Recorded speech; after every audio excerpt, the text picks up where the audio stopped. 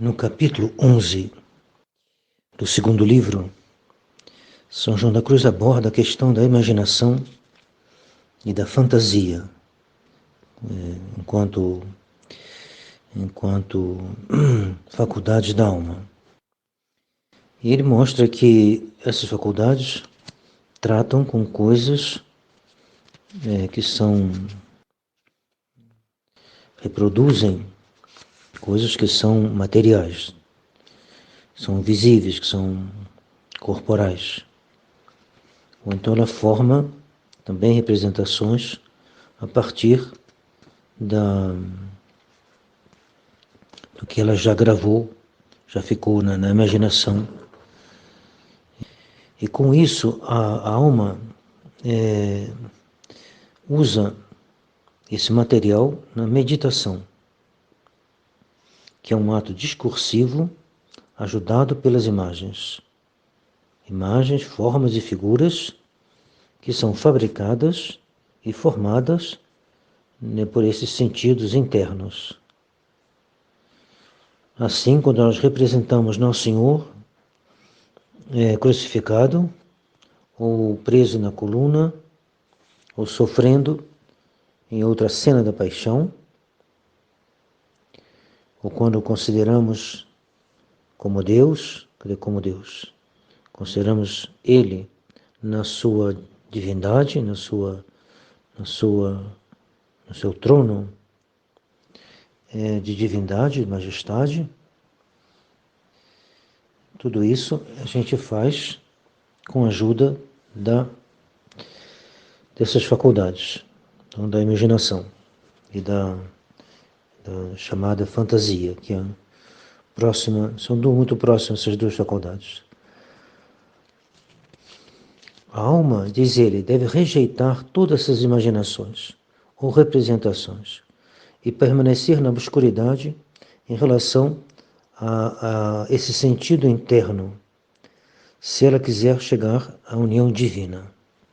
Então tudo isso pode ser útil, mas isso não é um meio próprio, adequado, proporcional para a união divina. Então a alma não deve se apegar a isso, e ele vai explicar melhor o que une a alma a Deus. Então, se aproximar de Deus pelo meio de imagens, representações e meditações é algo que convém aos que estão iniciando. Mas, quando Deus quer elevar uma alma, Ele priva essas almas do gosto e do sabor, por assim dizer, que elas encontravam nessa meditação, que Ele vai dar o nome de discursiva, porque ela vai passar, nós vamos passar de um ponto a outro ponto. Considerar esse sofrimento, ou aquele, e outro, e outro, e outro. Então, há um discurso. Pois bem, essa maneira de considerar, ela acaba dando muita pena, muito cansaço intelectual, e não dá muita suavidade. E mesmo não dá nenhuma. Bom, se a alma já não deve mais ficar nessa meditação discursiva, de fato, se ela insiste, ela encontrará o contrário da suavidade, encontrará secura, cansaço, inquietude. Porque tudo isso é incapaz de ser um meio adequado para a união com Deus. É sempre esse mesmo refrão. O que nos dá a união com Deus? Qual é o ato de fé próprio dessa união? Então, ele diz que o que vai dar essa união com Deus, pelo menos vai encaminhar a alma para essa união com Deus, é uma quietude do espírito, numa consideração e contemplação cheia de amor por Deus, e a não se preocupar nem com a imaginação do que ela, nem com aquilo que ela faz, nem com a imaginação, nem com aquilo que ela faz. É aqui, nós repetimos, diz ele, que as potências da alma são no repouso. Elas não agem. Ele está falando, então, quando Deus faz com que a alma se instale nessa contemplação sem discurso. Ele vai voltar ao assunto, como ele faz sempre, vai ficar mais claro em seguida.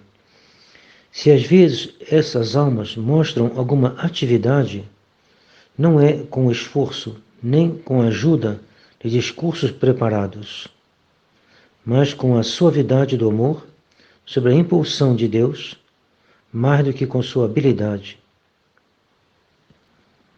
Então, a alma vai preferir, então, ficar nessa paz inexprimível, como no seu centro. E ela geme como esse homem que a força de trabalhos chegou no lugar do seu repouso e que alguém obriga a retomar o trabalho. Então, se ele chegou a essa oração de simplicidade e que a obriguem a voltar para a meditação discursiva, ele será como um homem que vai gemer sobre a sua triste sorte de ter que refazer o trabalho que ele já fez e do qual ele devia cessar e descansar. Os sinais que mostram que uma alma deve abandonar a oração discursiva, que ele faz por meio de representações, imagens, formas, figuras, há 3 sinais principais, ou 3 sinais, melhor dizendo. O primeiro é que ele descobre que ele está agora na impossibilidade de meditar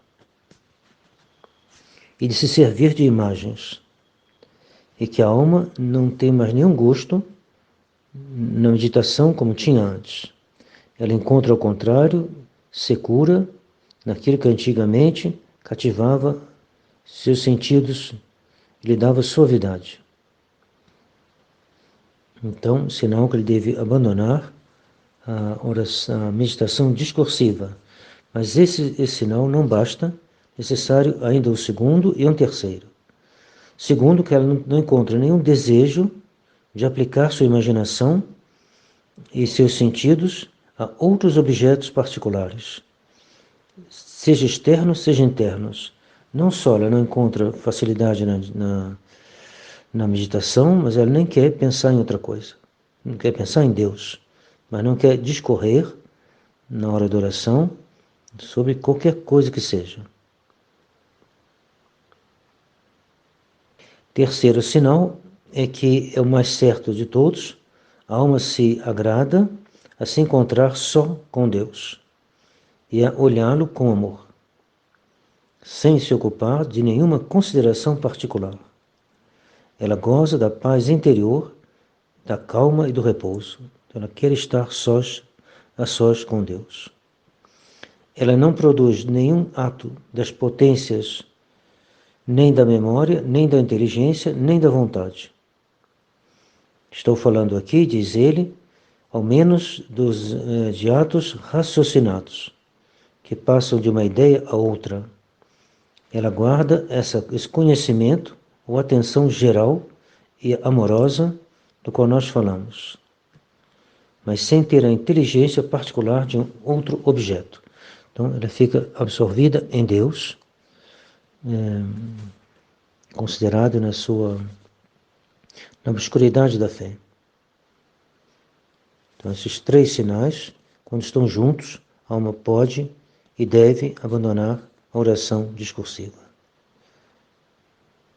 É verdade que no começo desse estado, a gente não percebe quase que este conhecimento amoroso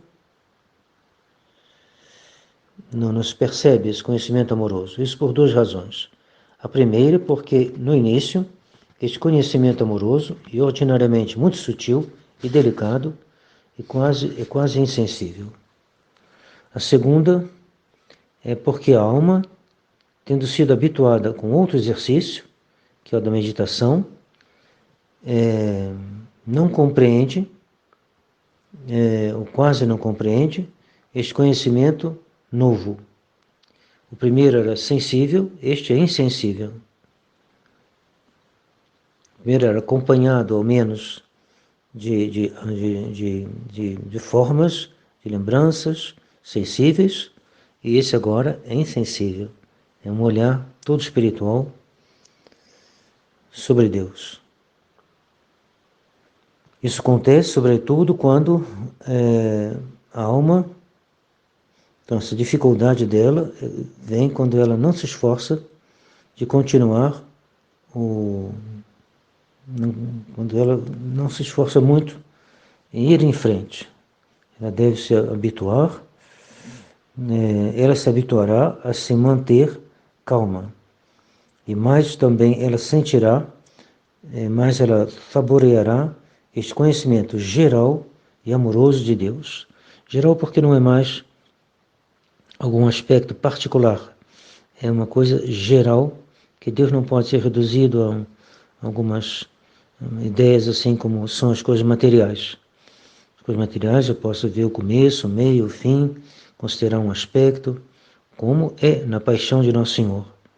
Mas da paixão de Nosso Senhor, a alma deve se elevar pela graça de Deus. É a graça de Deus que introduz a alma nessa oração de simplicidade.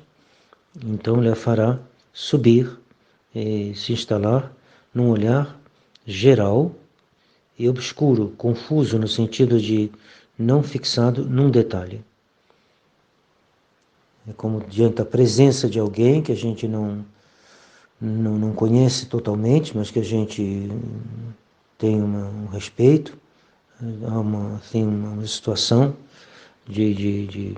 que não se detalha, mas que se tem consciência, né? Se São Pio X aparecesse para nós, ou viesse aqui, a gente ficaria interdito, e mais ainda, Nosso Senhor, e diante da divindade, aí que a alma não faz nenhum pensamento preciso, detalhado, mas fica num olhar obscuro e simples de fé. E isso trará, então, a paz e o repouso, o sabor de sabedoria e as delícias, sem que isso custe cansaço para a alma. Delícias que serão espirituais.